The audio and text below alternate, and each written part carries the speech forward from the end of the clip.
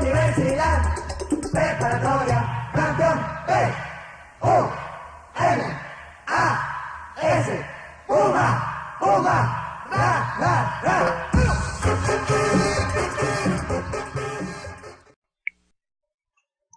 El 22 de julio de 1968, un incidente de fútbol americano entre la vocacional 2 del IPN y la preparatoria Isaac Ochoa-Terena incorporada a la UNAM termina en una gresca. El cuerpo policíaco de granaderos es quien disuelve a la turba, deteniendo a varios estudiantes incursionando dentro de las instalaciones de dicha vocacional. Entre el 26 al 29 de julio de 1968, varias escuelas entran en un paro de labores. Los granaderos y el ejército entran a varias de las escuelas, entre ellas la Prepa 1 de San Ildefonso, donde fue destruida mediante un bazucazo su puerta tallada en el siglo XVIII.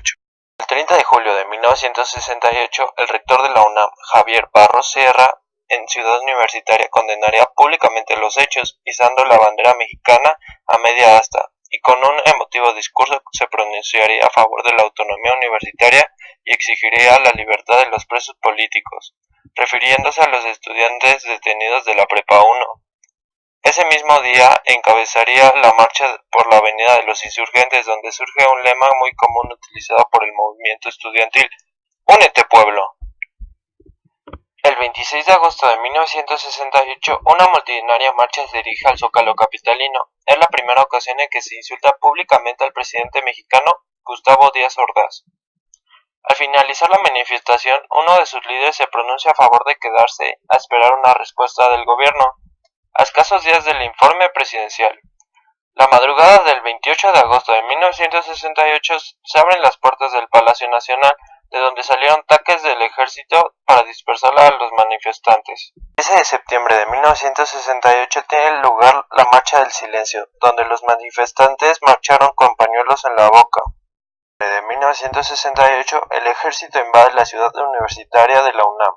El 24 de septiembre de 1968, el ejército invade el casco de Santo Tomás, sede del IPN. 1 de octubre de 1968, el ejército se retira de la UNAM y del IPN. La tarde del 2 de octubre de 1968, miles de personas se reunieron en la Plaza de las Tres Culturas en Tlatelolco.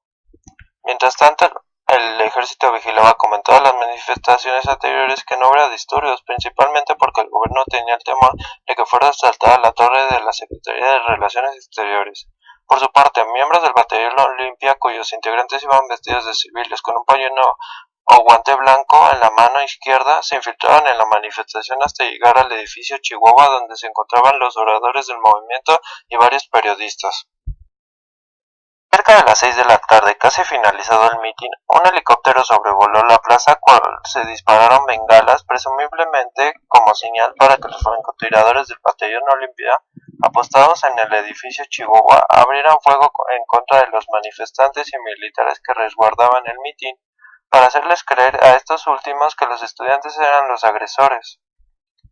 Los militares, en su intento de defenderse, repelieron la agresión de los estudiantes, pero ante la confusión los disparos no fueron dirigidos contra sus agresores, sino hacia la multitud de manifestantes que se encontraba en la plaza de Tlatelolco. Aún se desconoce la cifra exacta de los muertos y heridos. El gobierno mexicano manifestó en 1968 que fueron solo 20 muertos.